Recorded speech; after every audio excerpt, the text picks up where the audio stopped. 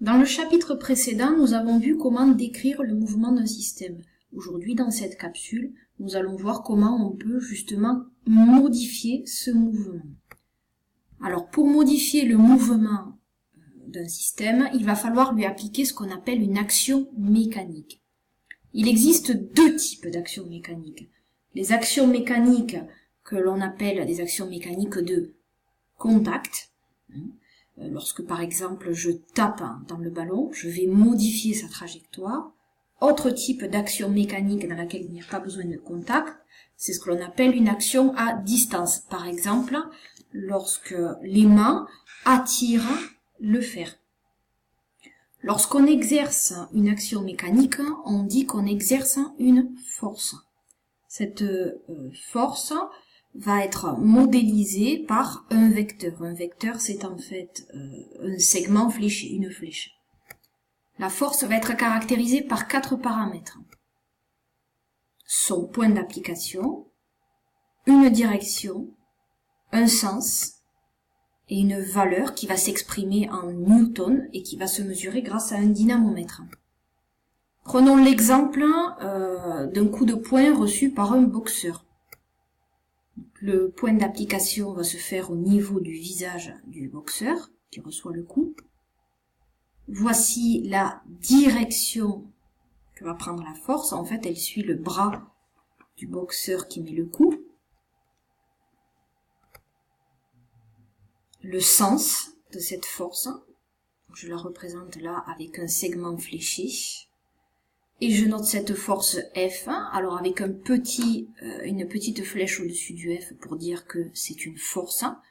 C'est précisément la force qu'exerce le boxeur sur le visage de l'autre boxeur. Et cette force, elle a une valeur, par exemple 50 newtons. Prenons un autre exemple. Un ballon de rugby qui a une masse de 420 grammes. Donc ce ballon de rugby, lorsqu'il est posé au sol, il est soumis à une force qui est son poids. Le poids, je rappelle, c'est la force qu'exerce la Terre sur le ballon. Donc on va noter la force qu'exerce la Terre sur le ballon avec une petite flèche. En fait, c'est égal à son poids, le poids que je note P, toujours avec la petite flèche, parce que le poids, il s'agit d'une force. Les caractéristiques de cette force. Donc, le point d'application, on va appliquer cette force au centre de gravité du ballon. La direction, c'est la direction verticale. J'ai tracé une ligne ici en pointillé vert. Le sens, le poids, ça s'applique vers le bas. Et pour déterminer la valeur de cette force, on va appliquer la formule que nous avons vue précédemment, qui dit que le poids, c'est la masse fois l'intensité de pesanteur petit g. Et on obtient une valeur du poids de 4,12 newtons. Voyons maintenant quels sont les effets d'une force sur le mouvement d'un corps. Premièrement, lorsque je tape dans un ballon qui au départ est posé sur le sol, eh bien je vais modifier sa vitesse forcément, je vais augmenter sa vitesse. Et par conséquent, je vais aussi modifier son énergie cinétique, puisque je rappelle que l'énergie cinétique, c'est 1/2 de m fois la vitesse au carré. Donc du coup, si j'augmente la vitesse du ballon, je vais augmenter son énergie cinétique. Lorsque j'exerce une action mécanique, je peux également modifier la trajectoire du ballon. Je reçois une balle, je tape dedans, je vais dévier la trajectoire initiale. Et enfin, dernière chose qu'il faut remarquer, lorsque j'applique une action mécanique ou une force sur un système, c'est que si j'applique une même force à des corps de masse différentes, on n'obtiendra pas la même chose. En effet, plus la masse du corps sera faible, plus l'effet de la force sera important. Voyons ensemble ce que c'est que le principe d'inertie dans cette dernière partie. Voici son énoncé. Un corps est immobile ou en mouvement rectiligne uniforme si et seulement si les forces qui s'exercent sur lui se compensent. Le principe d'inertie, expliquons un petit peu de quoi il s'agit. Ce livre-là, je prends l'exemple d'un livre qui est posé sur une table. Il est soumis, comme tous les objets qui se trouvent sur Terre, à son poids, c'est-à-dire la force qu'exerce la Terre sur ce livre. J'ai représenté le poids ici en bleu.